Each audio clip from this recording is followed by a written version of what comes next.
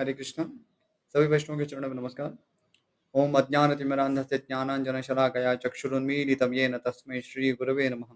श्रीचैतन्यमनोभीष्टं स्थापितं येन भूतले स्वयं रूपः कदा मह्यं ददाति स्वपदान्तिकं। वाञ्छाकल्पतरुभ्यश्च कृपासिन्धुभ्य एव च पतितानां पावनेभ्यो वैष्णवेभ्यो नमो नमः। श्रीकृष्ण चैतन्य प्रभु नित्यानंद श्री अद्वैत गदाधर शिवासदि गौरभक्तवृंद। हरे कृष्ण कृष्ण कृष्ण हरे हरे, हरे राम राम राम हरे हरे। सभी भक्तों का स्वागत है आज के महाभारत कथा में। आज हम पढ़ रहे हैं महाभारत सभा पर्व नवम अध्याय। कल हमने सुना था किस प्रकार से देवराज इंद्र और धर्मराज अ, यम की सभा का वर्णन हुआ था, और आज हम सुनेंगे वरुण जी की सभा का वर्णन। तो महाराज युधिष्ठिर नारद मुनि की उपस्थिति का लाभ लेते हुए उनको विभिन्न दिव्य सभाओं के विषय में प्रश्न पूछते हैं। उन्हीं सभाओं का भी वर्णन सुनेंगे। नवमोध्याय वरुण की सभा का वर्णन। नारद जी कहते हैं, युधिष्ठिर, वरुण देव की दिव्य सभा अपनी अनंत कांति से प्रकाशित होती रहती है। उसकी भी लंबाई चौड़ाई का मान वही है जो यमराज की सभा का है। उसके परकोटे और फाटक बड़े सुंदर हैं। विश्वकर्मा ने उस सभा को जल के भीतर रहकर बनाया है। वह फल फूल देने वाले दिव्य रत्नमय वृक्षों से सुशोभित होती है। अब ये जो सभा है राजसभा वरुण जी की, वो जल के भीतर है। यानी ये तो बहुत ही अद्भुत है। उस सभा के भिन्न भिन्न प्रदेश नीले, पीले, काले, सफेद और लाल रंग के लता गुल्मों से आच्छादित हैं। उन लताओं ने मनोहर मंजरी पुंज धारण कर रखे हैं। सभा भवन के भीतर विचित्र और मधुर स्वर से बोलने वाले सैकड़ों हजारों पक्षी चहकते रहते हैं। अभी जल के भीतर है, लेकिन वहां पर भी पक्षी हैं। ये तो अद्भुत सी बात है। उनके विलक्षण रूप सौंदर्य का वर्णन नहीं हो सकता। उनकी आकृति बड़ी सुंदर है। अभी राज्यसभा ये कहीं पर भी चल सकती है, इसलिए इसको इस तरह से ना देखा जाए कि कोई एक स्थानीय जगह में इसका निर्माण हुआ है, बस वो वहीं रहेगी। तो इसमें हर प्रकार का वैविध्य है। वरुण की सभा का स्पर्श बड़ा ही सुखद है। वहां न सर्दी है न गर्मी। उसका रंग श्वेत है। उसमें कितने ही कमरे और आसन सजाए गए हैं, दिव्य मंच आदि। वरुण जी के द्वारा सुरक्षित वह सभा बड़ी रमणीय जान पड़ती है। उसमें दिव्य रत्नों और वस्त्रों को धारण करने वाले तथा दिव्य अलंकारों से अलंकृत वरुण देव वारुणी देवी के साथ विराजमान होते हैं। उस सभा में दिव्य हार, दिव्य सुगंध तथा दिव्य चंदन का अंगराग धारण करने वाले आदित्य गण जल के स्वामी वरुण की उपासना करते हैं। वासुकी नाग, तक्षक, ऐरावत नाग, कृष्ण, लोहित, पद्म और पराक्रमी चित्र, कंबल, अश्वतर, धृतराष्ट्र, बलाहक, मणिनाग, नाग, मणि, शंखनख, कौरव्य, स्वस्तिक, एलापत्र, वामन, अपराजित, दोष, नंदक, पूरण, अभीक, शिभिक, श्वेत, भद्र, भद्रेश्वर, मणिमान, कुंडधार, करकोटक, धनंजय, पाणिमान, बलवान कुंडधार, प्रहलाद, मूषिकाद, जन्मेजय आदि नाग जो पताका मंडल और फणों से सुशोभित वहां उपस्थित होते हैं। महानाग भगवान अनंत भी वहां स्थित होते हैं, जिन्हें देखते ही जल के स्वामी वरुण आसन आदि देते और सत्कार पूर्वक उनका पूजन करते हैं। वासुकी आदि सभी नाग हाथ जोड़कर उनके सामने खड़े होते और भगवान शेष की आज्ञा पाकर यथा योग्य आसनों पर बैठकर वहां की शोभा बढ़ाते हैं। युधिष्ठिर, ये तथा और भी बहुत से नाग उस सभा में क्लेश रहित हो महात्मा वरुण की उपासना करते हैं। ये सब नागों का वर्णन यहाँ हो रहा है। ये कोई सामान्य नाग नहीं है, वो अति विशाल काय नाग है। अभी उस सभा में कौन कौन विराजमान होते हैं उनके नाम सुनिए। विरोचन पुत्र राजा बलि, पृथ्वी विजयी नरकासुर, प्रहलाद। तो पहले जो प्रहलाद का नाम था वो नागों का नाम था। एक नाग है जिनका नाम प्रहलाद है। अभी यहाँ जो प्रहलाद है, वो प्रहलाद महाराज का नाम संभवतः तो यही लग रहा है, क्योंकि ये बलि की भी बात हो रही है। तो ये जो प्रहलाद महाराज है, उन्हीं की बात हो रही है। तो वे भी वरुण देव की सभा को अलंकृत करते हैं। तो शुरुआत से पढ़ता हूँ। विरोचन पुत्र राजा बलि, पृथ्वी विजयी नरकासुर, प्रहलाद, विप्रचित्ति, कालखंज दानव, सुहनु, दुर्मुख, शंख, सुमना, सुमति, घटोदर, महापार्श्व, कृथन, पीठर, विश्वरूप, स्वरूप, विरूप, महाशिरा, दशमुख, रावण, वाली, मेघवासा, दशावर, टिट्टिभ, विटभूत, संह्राद तथा इंद्रतापन आदि सभी दैत्यों और दानवों के समुदाय मनोहर कुंडल, सुंदर हार, किरीट तथा दिव्य वस्त्राभूषण धारण किए उस सभा में धर्मपाशधारी महात्मा वरुण देव की सदा उपासना करते हैं। यहाँ पर ये सब राक्षस और दैत्यों के समुदाय हैं। तो इससे ये भी संकेत प्राप्त होता है कि ये जो भी असुर या दैत्य इस प्रकार से इस जगत में आए और उनका नाश भी होता है, तो कुछ अंश रूप में अन्यत्र भी वो निवास करते हैं। तो इस प्रकार इसको समझ सकते हैं। तो यहाँ जो प्रहलाद महाराज है, तो प्रहलाद महाराज वो तो वसुधा वैकुंठ के निवासी हैं, लेकिन वो भी यहाँ पर अ, एक स्थान पर निवास करते हैं। आगे, वे सभी दैत्य वरदान पाकर शौर्य संपन्न हो मृत्यु रहित हो गए हैं। उनका चरित्र एवं व्रत बहुत उत्तम है। आगे सुनिए कौन कौन वहां निवास करते हैं।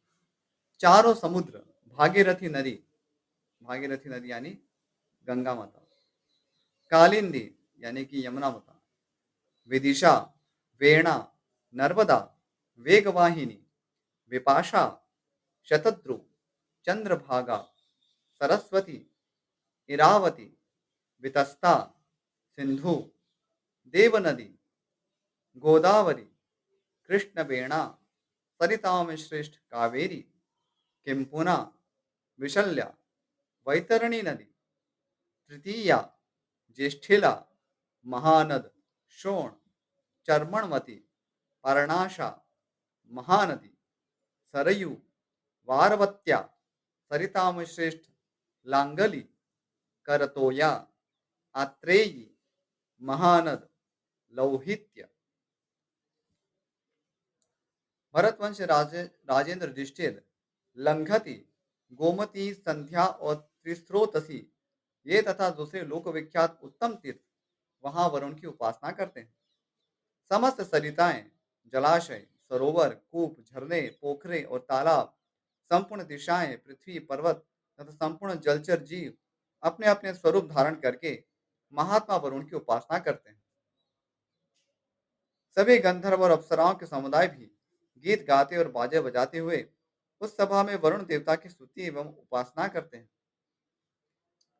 रत्नयुक्त पर्वत और प्रतिष्ठित रस मूर्तिमान होकर अत्यंत मधुर कथाएं कहते हुए वहां निवास करते हैं। समुद्र के भीतर पर्वत है, और जो अ, रस जो है, जिसको हम सामान्य रूप से जो अ, केवल एक प्रवाही के रूप में धारण करते हैं, तो वहां मूर्तिमान होकर उनकी भी अधिष्ठाता देव है, रस के भी देवता है, तो वो भी वहां मधुर कथा कहते हैं। वरुण का मंत्री सुनाभ अपने पुत्र पौत्रों से घिरा हुआ गौ तथा पुष्कर नाम वाले तीर्थ के साथ वरुण देव की उपासना करता है। ये सभी शरीर धारण करके लोकेश्वर वरुण की उपासना करते रहते हैं। भरत श्रेष्ठ, पहले सब और घूमते हुए मैंने वरुण जी की इस रमणीय सभा का भी दर्शन किया है। अब तुम कुबेर की सभा का वर्णन सुनो। तो ये बहुत ही अद्भुत है। बहुत सारे पवित्र नदियां हैं, महासमुद्र है, सबके यहाँ यह वर्णन हुआ। इस प्रकार से वे वरुण देव के सभा में उपस्थित रहते हैं। तो सभी महान महान व्यक्तित्व है, राक्षस भी है, दैत्य भी है, तो सभी प्रकार के यहाँ पर उनके सभासद हैं वरुण देव जी। आगे 10वां अध्याय, कुबेर की सभा का वर्णन। अब अभी कुबेर की सभा सुनिए, उसकी क्या उसका क्या वैशिष्ट्य है। नारद जी कहते हैं, राजन, कुबेर की सभा 100 योजन लंबी और 70 योजन चौड़ी है। वह अत्यंत श्वेत प्रभा से युक्त है। युधिष्ठिर, विश्रवा के पुत्र कुबेर ने स्वयं ही तपस्या करके उस सभा को प्राप्त किया है। वह अपने धवल कांति से चंद्रमा की चांदनी को भी तिरस्कृत कर देती है और देखने में कैलाश शिखर सी जान पड़ती है। अत्यंत वाइट है। गुह्यक गण जब उस सभा को उठाकर ले चलते हैं, उस समय वह आकाश में सटी हुई सी सुशोभित होती है। यदि वे सभा ऊंचे सुवर्णमय महलों से शोभायमान होती, अभी बहुत सारी गुहिया के उसको उठाकर चलते हैं। अभी ये तो बहुत अद्भुत सी बात है। तो ये सारी दिव्य सभाएं हैं, इसलिए इसको सामान्य जो सभा है उसके साथ तुलना ना करें। तो इसको अ, एक स्थान से उठाकर दूसरे स्थान ले जाया जा सकता है। आगे, महान रत्नों से उसका निर्माण हुआ है। उसकी झांकी बड़ी विचित्र है। उससे दिव्य सुगंध फैलती रहती है और वह दर्शक के मन को अपनी ओर खींच लेती है। श्वेत बादलों की शिखर से प्रतीत होने वाली वह सभा आकाश में तैरती सी दिखाई देती है। उस दिव्य सभा की दीवारें विद्युत के समान उद्दीप्त होने वाले सुनहले रंगों से चित्रित की गई है।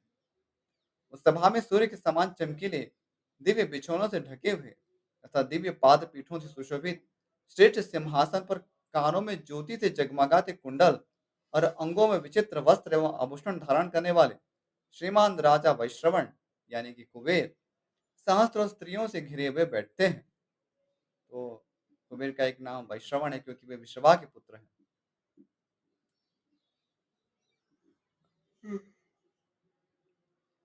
क्षमा करें। आगे, अपने पास आए हुए याचक की प्रत्येक इच्छा पूर्ण करने में अत्यंत उदार मंदार वृक्षों के वनों को आंदोलित करता तथा सौगंधिक कानन, अलका नामक पुष्करिणी और नंदन मन की सुगंध का भार वहन करता हुआ हृदय को आनंद प्रदान करने वाला गंधवाही शीतल समीर उस सभा में कुबेर की सेवा करता है।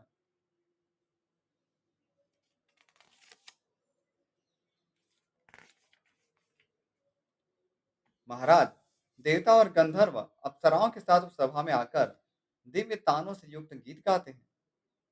अब यहाँ पर सभी गंधर्व और अप्सराओं के नाम दिए गए हैं।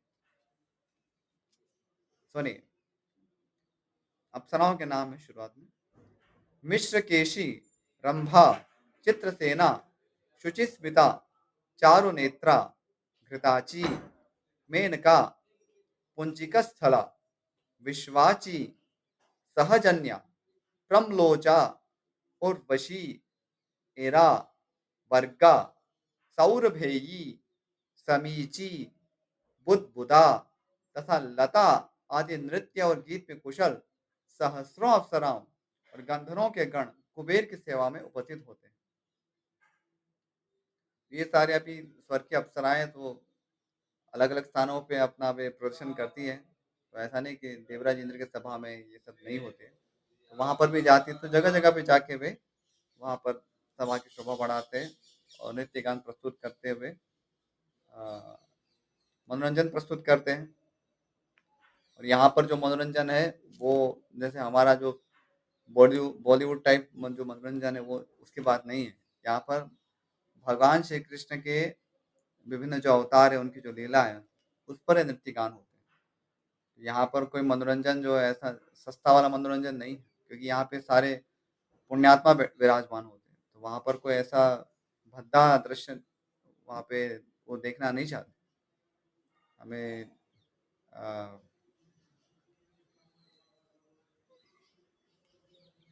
क्षमा करें। तो पुराणों में ऐसा वर्णन भी आता है कि नारद मुनि जब एक बार अ, गंधर्व योनि में थे, तब प्रमादवश वे लौकिक गीत गाने लगते हैं या देवताओं की स्तुति गाने लगते हैं।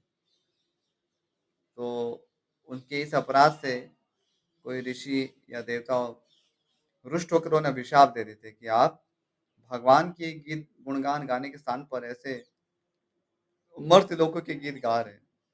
तो इसके कारण उन्हें अ, वो शापित होते हैं। सो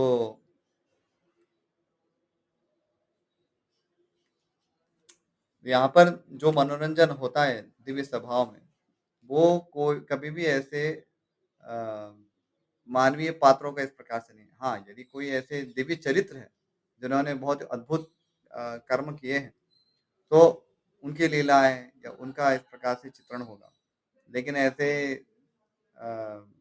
केवल जो सामान्य रूप से जो हम बॉलीवुड में देखते हैं, ऐसे कोई सॉन्ग्स है या ऐसा मनोरंजन वहाँ पर नहीं होता। वहाँ मुख्य रूप से भगवान और भगवान के भक्तों का गुणगान होता है। आगे, गंधर्व और अप्सराओं के समुदाय से भरी तथा दिव्य वाद्य, नृत्य एवं गीतों से निरंतर गूंजती हुई कुबेर की वह सभा बड़ी मनोहर जान पड़ती है।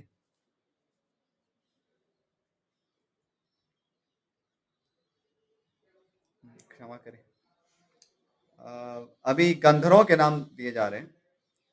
किन्नर तथा नर नाम वाले गंधर्व मणिभद्र, धनद, श्वेतभद्र, गुह्यक, कशीरक, गंडकंडू, महाबली प्रद्योत, कुस्तुम्बरु, कुस्तुम्बरु पिशाच, गजकर्ण, विशालक, वराहकर्ण, ताम्रोष्ठ, फलकक्ष, फलोदक, हंसचूड़, शिखावर्त, हेमनेत्र, विभीषण, पुष्पानन, पिंगलक, शोणितोद, प्रवालक, वृक्षवासी, अनिकेत तथा चीरवासा, भारत ये तथा दूसरे बहुत से यक्ष लाखों की संख्या में उपस्थित होकर उस सभा में कुबेर की सेवा करते हैं। तो कुछ गंधर्व है और कुछ यक्ष है वहाँ पर, क्योंकि कुबेर को यक्षराज कहा जाता है। तो मुख्य रूप से वे यक्षों के वे अधिपति हैं। आगे, धन संपत्ति की अधिष्ठात्री देवी भगवती लक्ष्मी, नलकुबर, मैं तथा मेरे जैसे और भी बहुत से लोग प्राय उस सभा में उपस्थित होते हैं। तो नारद मुनि भी वहाँ उपस्थित होते हैं। ब्रह्मर्षि, देवर्षि तथा अन्य ऋषिगण उस सभा में विराजमान होते हैं। इनके सिवा बहुत से पिशाच और महाबली गंधर्व वहाँ लोकपाल महात्मा धनत की उपासना करते हैं। अभी जो धर्म यहाँ पर यक्षराज कुबेर है, तो उनके अधीन बहुत सारे पिशाच भी है, राक्षस भी है। तो क्योंकि संसार में जो भी प्रजा है उनका पालन तो करना ही है, अब कोई ना कोई तो रखना ही पड़ेगा। तो यहाँ पर जो यक्षराज कुबेर है, तो उनके अधीन ये सारे जीव आते हैं।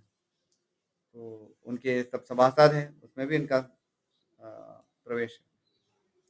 आगे, नृपशेष लाखों भूत समूह से घिरे हुए उग्र धनुर्धर महाबली पशुपति, जीवों के स्वामी, शूलधारी, भग देवता के नेत्र नष्ट करने वाले तथा त्रिलोचन भगवान उमापति और क्लेश रहित देवी पार्वती, ये दोनों वामन विकट कुब्ज लाल नेत्रों वाले, महान कोलाहल करने वाले, मेदा और मांस खाने वाले, अनेक प्रकार के अस्त्र शस्त्र धारण करने वाले तथा वायु के समान महान वेगशाली भयानक भूत प्रेतादि के साथ उस सभा में सदैव धन देने वाले अपने मित्र कुबेर के पास बैठते हैं। तो यहाँ देवी पार्वती सहित अ, अ, भगवान शंकर हैं, उस सभा की शोभा बढ़ाते हैं और कुबेर को अपने मित्र के समान मानते हैं। तो ये बहुत अद्भुत रमणीय दृश्य है, जहाँ पर कुबेर को अपने एक मित्र के रूप में भगवान शिव की प्राप्ति हुई है। वैसा वो तो उदारता है भगवान शिव की, वे हमेशा अपने आप को इस प्रकार से, वे तो सभी के ही मित्र हैं, लेकिन विशेष रूप से यहाँ पर कुबेर जी पर विशेष अनुग्रह किए हुए हैं। तो सर्वदा उनकी सभा में उपस्थित रहते हैं। इनके सिवा और भी विविध वस्त्राभूषणों से विभूषित और प्रसन्न चित्त सैकड़ों गंधर्वपति, विश्वावसु, हाहा, हूहू, तुम्बुरु, पर्वत, शैलूष, संगीतज्ञ चित्रसेन तथा चित्ररथ, ये और अन्य गंधर्व भी धनाध्यक्ष कुबेर की उपासना करते हैं। तो बहुत ही टैलेंटेड सभा है। वहाँ पर बहुत सारे गंधर्व और अप्सरा अ, मौजूद है और बहुत सुंदर से वहाँ नृत्य गान हो रहा है। विशेष रूप से भगवान शंकर वहाँ उपस्थित है, तो वो कहना ही क्या है। विद्याधरों के अधिपति चक्रधर्मा भी अपने छोटे भाइयों के साथ वहाँ धनेश्वर भगवान कुबेर की आराधना करते हैं। भगदत्त आदि राजा भी उस सभा में बैठते हैं तथा किन्नरों के स्वामी द्रुम कुबेर की उपासना करते हैं। महेंद्र, गंधमादन एवं धर्मनिष्ठ राक्षस राज विभीषण भी यक्षों, गंधर्वों तथा संपूर्ण निशाचरों के साथ अपने भाई भगवान कुबेर की उपासना करते हैं, क्योंकि विभीषण जी वे राक्षसों के राजा हैं और उनके पिता भी विश्रवा है।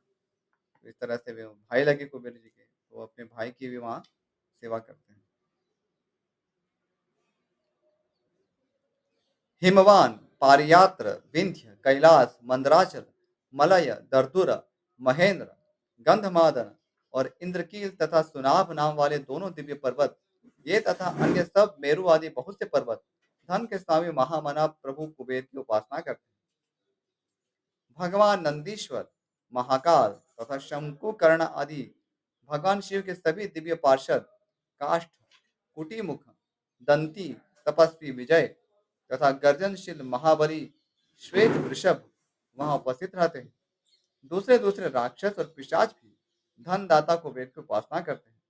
पार्षदों से घिरे हुए देव देवेश्वर, त्रिभुवन भावन, बहुरूपधारी, कल्याण स्वरूप उमा वल्लभ भगवान महेश्वर जब उस सभा में पधारते हैं, तब पुलस्त्य नंदन धनाध्यक्ष कुबेर उनके चरणों में मस्तक रखकर प्रणाम करते और उनकी आज्ञा ले उन्हीं के पास बैठ जाते हैं। उनका सदा का यही नियम है। कुबेर के सखा भगवान शंकर कभी कभी उस सभा में पदार्पण किया करते हैं, यानी कि हमेशा नहीं आते, लेकिन कभी कभी आते हैं। और जब वो आते हैं तब कुबेर जी उनके चरणों में बैठ जाते हैं, तो बहुत ही सुंदर दृश्य है।